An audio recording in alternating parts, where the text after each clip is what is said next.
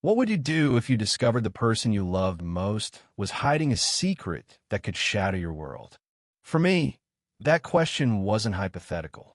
It was the cold reality that struck me 4 months ago when I found the first text on my wife's phone. A single message glowing in the dark of our bedroom that changed everything. Meet me tomorrow. Same place. I can't stop thinking about you. Her name was Emily, my wife of 8 years, the woman I'd built a life with. And I, Daniel, was the fool who thought our marriage was unbreakable. I didn't confront her that night. I didn't scream or throw her phone against the wall. Instead, I put it back on the nightstand, turned off the screen, and lay beside her, my heart pounding like a war drum. I pretended to sleep, but my mind was already spinning, weaving a plan. Revenge, I decided, wouldn't be loud or impulsive. It would be perfect, calculated, deliberate, and devastating. For 4 months, I played the part of the oblivious husband, all while orchestrating a symphony of retribution. Emily didn't suspect a thing. She went about her days with the same warm smile, the same gentle touch when she kissed me goodbye each morning. She was a high school literature teacher, loved by her students, admired by our friends. To the world, she was the epitome of grace. But I saw the cracks her late nights grading papers that never seemed to exist, the way her phone was always face down, the perfume she started wearing that wasn't for me. Each clue was a knife in my chest, but I swallowed the pain. I had to. My plan demanded patience. The first month, I gathered evidence. I wasn't proud of it, but I became a shadow in my own home. I checked her phone when she showered, her laptop when she slept. I found emails, photos, hotel receipts. His name was Mark, a colleague from her school, a smug history teacher with a penchant for quoting dead philosophers. Their affair had been going on for nearly a year of lies, of stolen moments, of her laughing with him while I sat at home planning our future. I memorized every detail, every date, every betrayal. Knowledge was my weapon, and I sharpened it daily.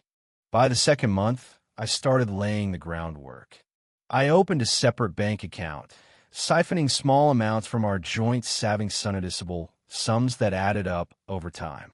I hired a private investigator, a grizzled man named Tom who smelled of cheap cigars and had a knack for discretion. Tom tailed Mark, uncovering his habits, his routines, his weaknesses. I didn't just want to expose them. I wanted to unravel their lives with surgical precision. I began to study Mark's wife, Claire, a quiet woman who ran a small bakery downtown. She deserved to know the truth, but not yet. She was a piece in my puzzle, and I'd place her at the right moment.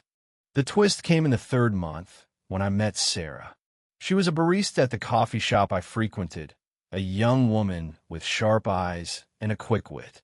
I hadn't meant to confide in her, but one rainy afternoon, as I sat nursing a black coffee, she noticed the tension in my face.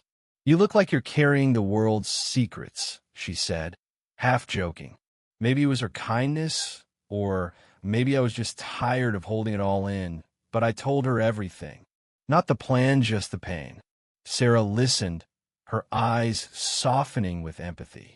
She didn't judge me or offer empty platitudes.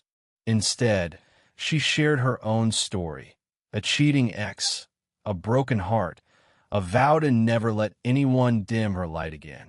Her strength was contagious, and for the first time in months, I felt something other than rage hope.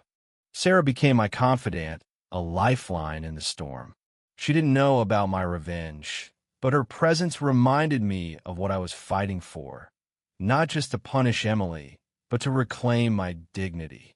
She dropped by the coffee shop's counter with a free pastry, a small gesture that felt like a rebellion against my despair. One day, she slipped a note into my hand. "You're stronger than you think." I kept it in my wallet, a talisman against the darkness. As the fourth month approached, my plan crystallized. I discovered Mark's habit of meeting Emily every Thursday at a boutique hotel downtown. I booked the room across from theirs for the following week, using a fake name. I coordinated with Tom to have Claire there at the exact moment Emily and Mark arrived. I wanted them to face the consequences of their betrayal in real time. No escape, no excuses. But I didn't just want to expose them. I wanted them to feel the weight of their choices, to see the lives they'd fractured reflected in Claire's eyes. The night before the confrontation, I sat in my study, staring at a photo of Emily and me from our wedding day. We were young, laughing, her veil caught in the wind. I wondered where that love had gone, when it had slipped through our fingers. I didn't sleep. Instead, I rehearsed every step, every word, until dawn broke. The day arrived. I drove to the hotel, my hand steady on the wheel. Tom texted me. Claire was in place, waiting in the lobby. I checked into the room across from theirs, my heart a metronome of anticipation. At 7 p.m., I heard their voices in the hall, Emily's soft laugh, Mark's low murmur. I waited, counting the seconds.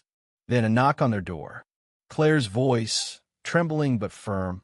"Mark, we need to talk." What followed was chaos, raw and unfiltered. Claire's voice rose, sharp with betrayal, as she confronted them. Emily's pleas were desperate, her excuses crumbling. Mark stammered, his arrogance stripped away. I didn't need to see I heard every word through the thin walls. I didn't storm in or make a scene. My presence wasn't required. The truth was my weapon, and it cut deeper than any shouting match could. I left the hotel before they knew I was there. I drove home, packed a single suitcase, and left a note on the kitchen counter.